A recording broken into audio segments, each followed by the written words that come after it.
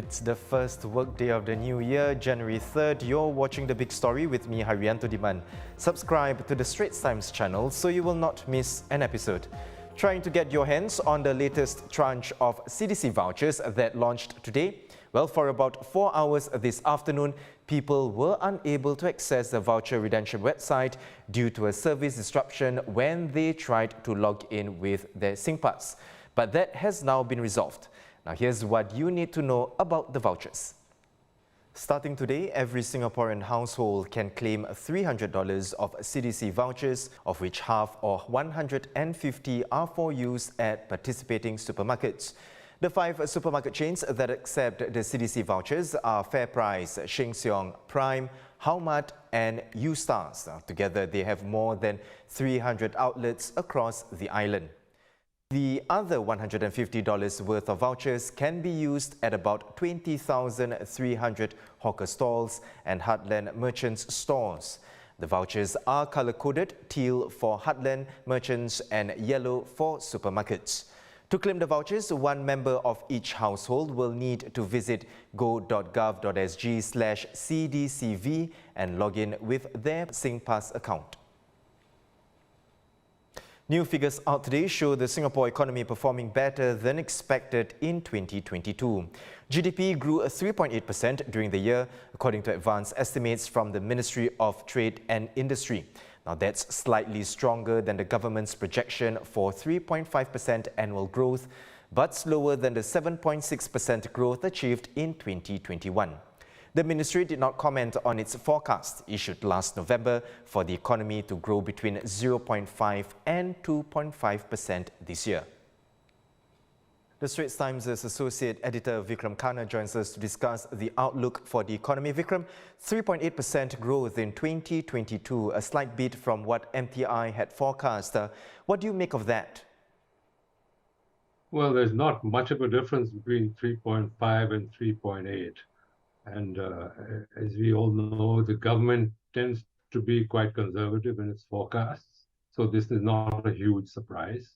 What happened last year was basically that all sectors, it was pretty broad-based growth. I mean, manufacturing, services, construction, all did reasonably well. And I guess some of them did slightly better than projected. So that accounts for the slightly higher growth rate that we've seen last year compared to the forecast. And looking at the year ahead, Vikram, the economy is poised to grow between 0.5 and 2.5%. Where do you see the strengths and weaknesses coming from? Well, 0.5 to 2.5 is quite a wide range. So I guess that underlines the uncertainty of the outlook for 2023. As to potential strengths and weaknesses, I'm sorry to say that the list of weaknesses is longer than the list of strengths. I mean, probably the most important is the fact that all 3 major economies, the United States, the European Union, and China, are all set to slow down. Just to dwell a little more on China, I think the first quarter, at least, is going to be very tough because of the spread of COVID after the lifting of the zero COVID policy, and we don't know how that will play out.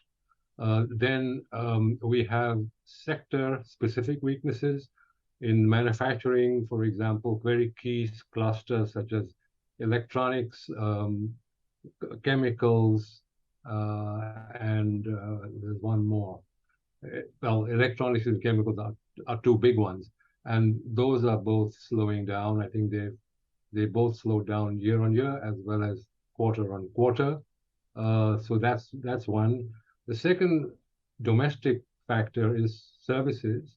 I think we also see signs of services slowing down, basically slowed down year on year and contracted quarter on quarter. It's the same. Construction is also showing signs of slowing. All this suggests that the reopening play that happened after COVID, that tailwind is over, basically. So I think we have a slowdown in both manufacturing and services on the cards. So those are some of the the weaknesses.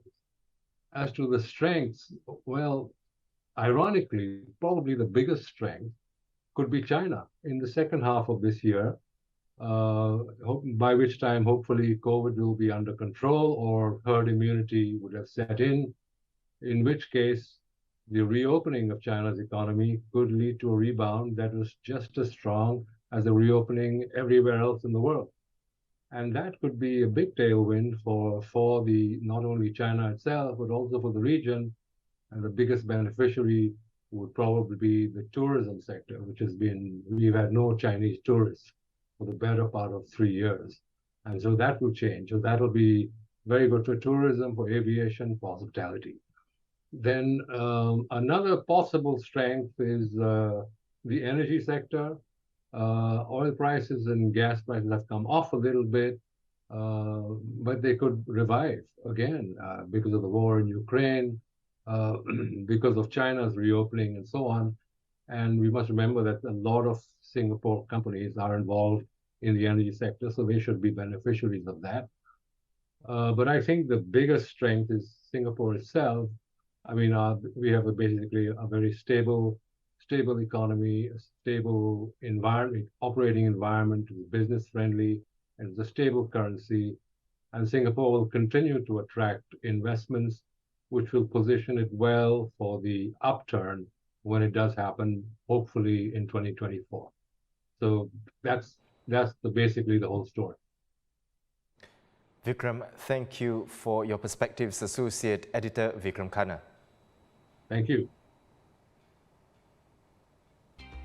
Also in the headlines, latest flash estimates from the Housing Board show that prices of resale flats climbed 2.1% in the fourth quarter of 2022, a slower pace compared with the 2.6% rise in the previous quarter.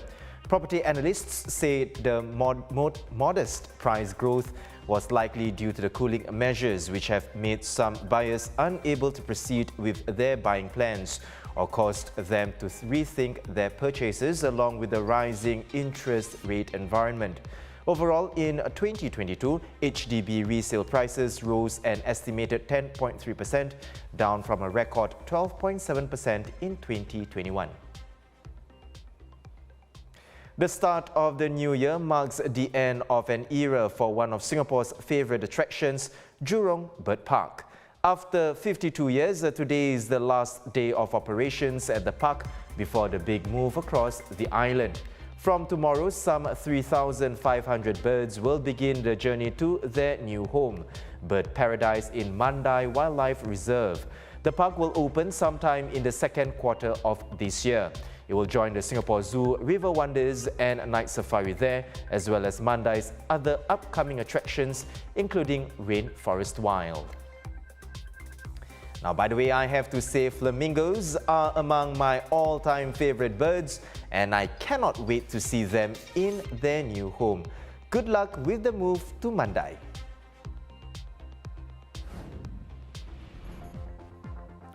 Those are top stories today. Visit straitstimes.com for more news and our YouTube channel for more videos.